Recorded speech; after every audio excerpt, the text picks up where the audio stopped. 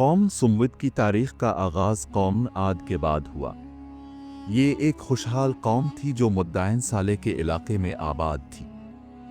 قرآن پاک میں ان کا ذکر کئی بار آیا ہے، جہاں انہیں اپنی بدعمالیوں اور نافرمانی کی وجہ سے اللہ کے عذاب کا سامنا کرنا پڑا۔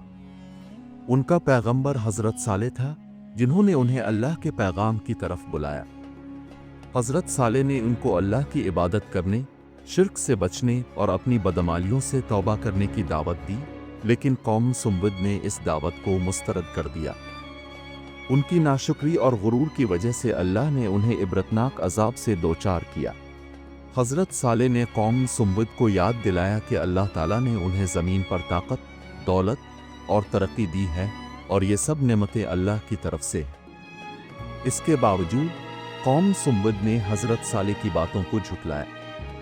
قوم سمود اپنی طاقت اور خوشحالی پر اتنی مغرور تھی کہ وہ اللہ کی بجائے بتوں کی عبادت کرتی تھی اور حضرت صالح کو جھوٹا قرار دیتی تھی۔ اس تکبر اور نافرمانی کے باوجود حضرت صالح نے اللہ سے دعا کی کہ وہ قوم سمود کے ایمان کو تقویت دینے کے لیے کوئی معجزہ دکھائے۔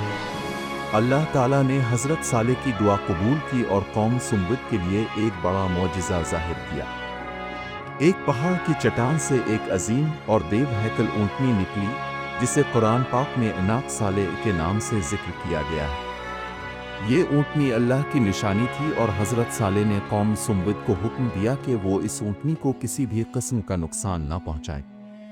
یہ اونٹنی قوم سمود کے درمیان رہتی تھی اور اس کا نظام اس طرح تھا کہ ایک دن وہ پانی پیتی تھی، جبکہ دوسرے دن باقی جانور پانی پیتے تھے۔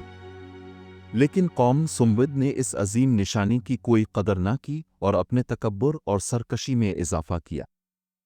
اس نے اس اونٹنی کو نقصان پہنچانے کی کوشش کی، جو اللہ کے عذاب کا پیش خیمہ ثابت ہوئی۔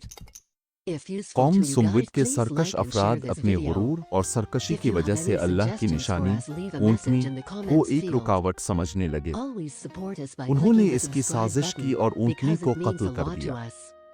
اونٹنی کے قتل کے بعد حضرت صالح نے قوم سمود کو خبردار کیا کہ اللہ کا عذاب ان پر نازل ہوگا۔ اتنے فرمایا، تم اپنے گھروں میں 3 دن تک مزے کر لو، پھر تم پر عذاب آئے گا۔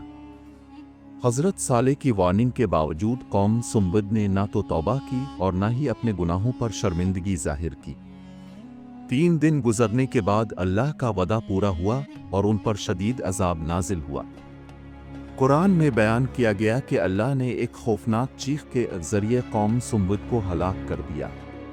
یہ چیخ اتنی شدید تھی کہ پوری قوم ہلاک ہو گئی۔ ان کے مضبوط محلات اور گھروں نے انہیں اللہ کے عذاب سے بچایا نہیں اور وہ سب تباہ ہو گئے۔ یہ واقعہ قوم سمود کی سرکشی اور انکار کی ایک عبرت بن گیا۔